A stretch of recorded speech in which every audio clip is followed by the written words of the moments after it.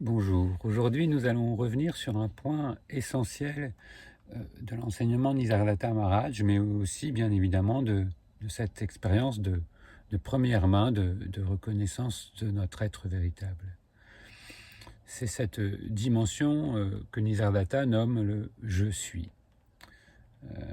Beaucoup de questions reviennent autour de ça et ont tendance à rester sur une démarche assez intellectuelle en fait et mentale de ce je suis, et des fois vont même à l'encontre donc de cette reconnaissance. Certains d'entre vous me disent des fois, oui, quand je dis je suis, finalement j'ai l'impression que je renforce ma petite personne, et c'est pas faux, puisque si l'identité de ce je suis n'est pas bien comprise, et continue de se référer à cette fausse identité, on continue même par ce processus à le renforcer. Donc nous allons voir là ici qu'est-ce qui peut vraiment être pointé pour sortir de cette ornière et vraiment s'installer, on pourrait dire, dans ce je suis.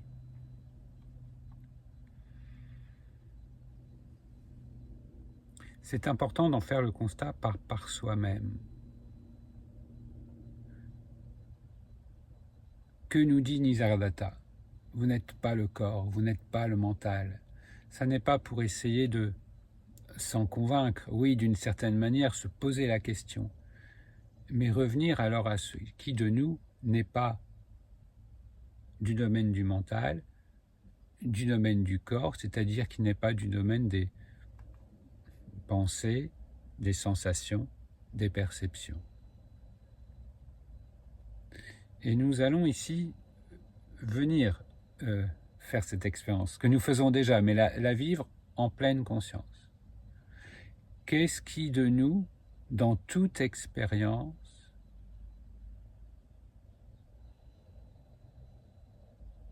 est ce point commun, inchangé, inchangeant? Ça pourrait être le plus court chemin.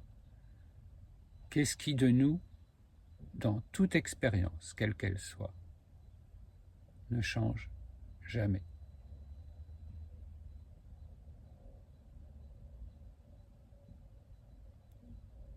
Ne produisez pas une question intellectuelle.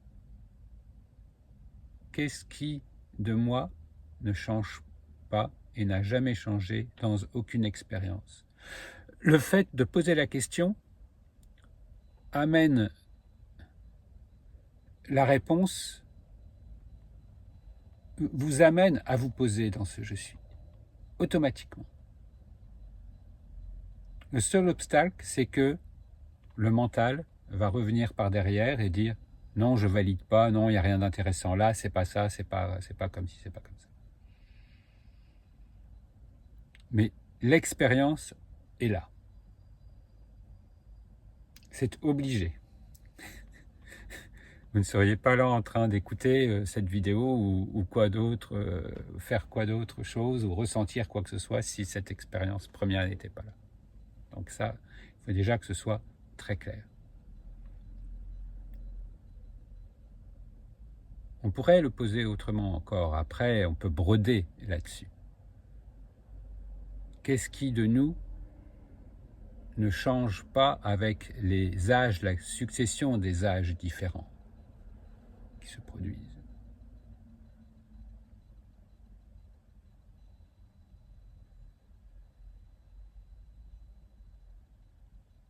Quand je fais appel à ce « je suis », sans qualificatif, ni ceci, ni cela, non plus cela encore, pas ça non plus, juste je suis.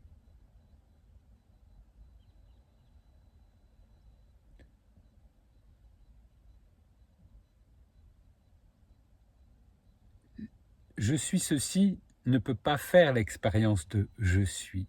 C'est pour ça qu'il faut tout lâcher. C'est bien différent. Il faut bien le saisir. Les mots ne servent qu'à pointer vers, mais il ne faut pas s'en contenter.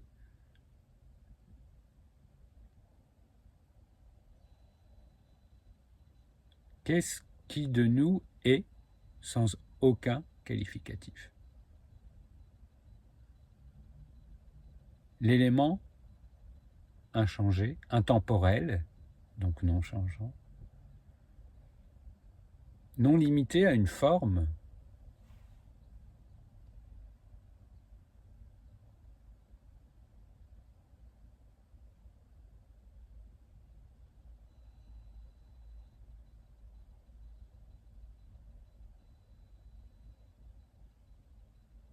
quel est l'élément qui éclaire en conscience toute expérience et qui reste là, ce point de conscience qui éclaire chaque expérience? Je suis. C'est comme ça qu'il est nommé. Mais l'intérêt, on pourrait le nommer comme on veut, c'est voilà, cette référence, on pourrait dire, de première main, vécue. Dès que vous en faites une image, vous en faites un objet, quelque chose de connu, ça n'est pas cela. Ça n'est pas quelque chose de connu, c'est ce qui connaît. Quand on dit connu, ça peut être une sensation, une perception, une émotion. Un vaste paysage, un mot, une saveur. Dans toute expérience, le témoin immuable, des fois ce mot est encore utilisé, mais pareil, si vous faites de ce mot de témoin quelqu'un qui, c'est raté. Si quand vous dites « je suis », vous faites référence à la petite personne, c'est raté.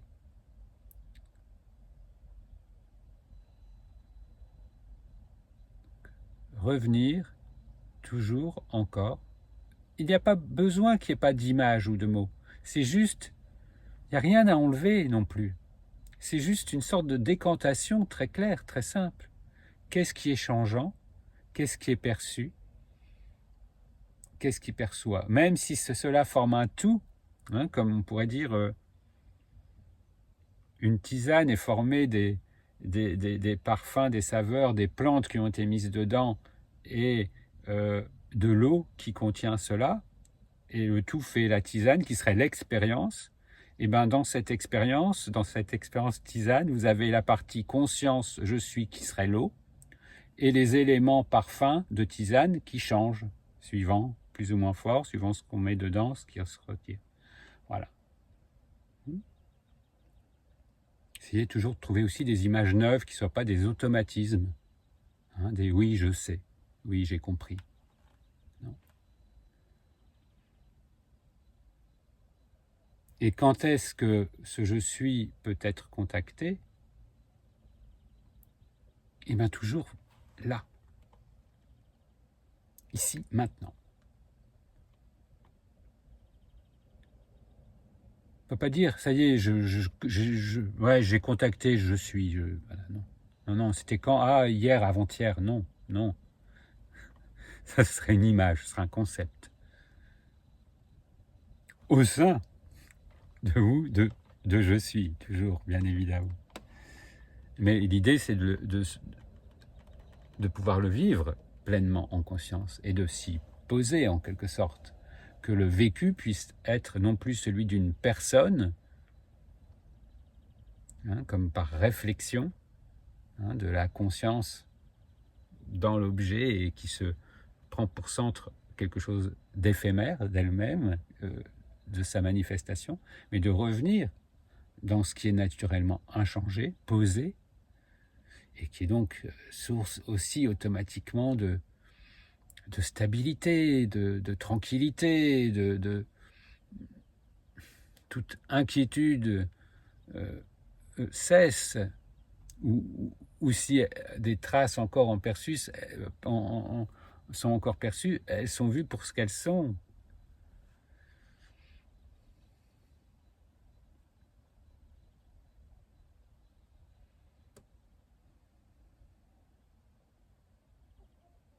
Ce qui de nous n'est pas dépendant d'éléments extérieurs, donc accessible, on pourrait dire à tout moment.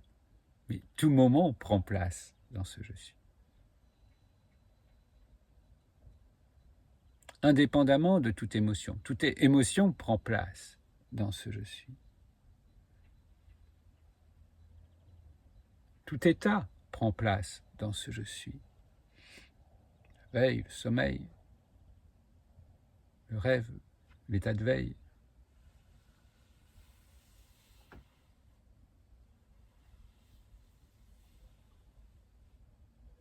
Ce n'est pas Jiffy, Pierre, Paul, Dominique, Carole qui fait l'expérience du je suis. C'est au sein de ce je suis que se manifeste l'expérience de tel ou tel, d'être tel ou tel, d'être comme ceci ou comme cela.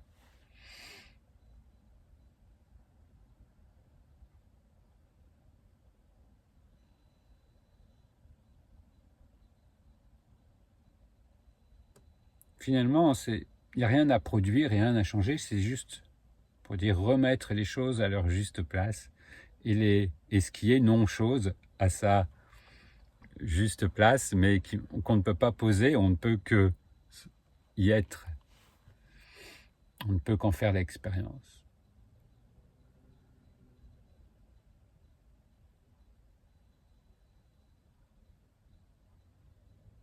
Et finalement, c'est aussi une expérience, c'est encore un mot un peu temporel, mais on pourrait dire donc c'est l'expérience première ou la non-expérience qui sous-tend, qui est la trame pour toute expérience. Et donc en cela, ça ne s'en va pas et ça ne vient pas.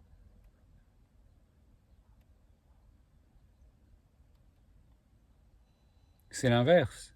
C'est l'image de nous-mêmes qui va et vient sans cesse, sans cesse, sans cesse. Et pour ça que cette artificialité de la fausse identité, comme on l'appelle, eh bien, elle demande une énergie énorme pour être entretenue, pour être pensée constamment, pour être sûr de ne pas être oublié, d'être entretenu, alors que ce je suis demande rien. Cette dimension de nous-mêmes qui ne demande rien pour être. C'est son essence même, c'est sa nature même. Et c'est elle qui donne sa dimension d'existence à toute expérience.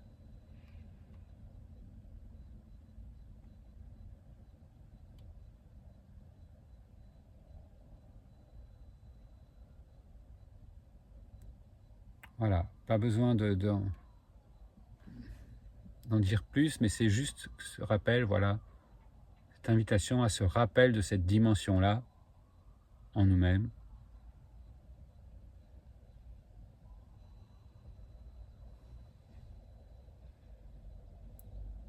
Jusqu'à voir que c'est vraiment ce qui de nous est stable, et là, c'est notre véritable nature, c'est ce qui est dit. Et c'est la manière la plus simple de le dire. Mais ne peut pas se contenter des mots.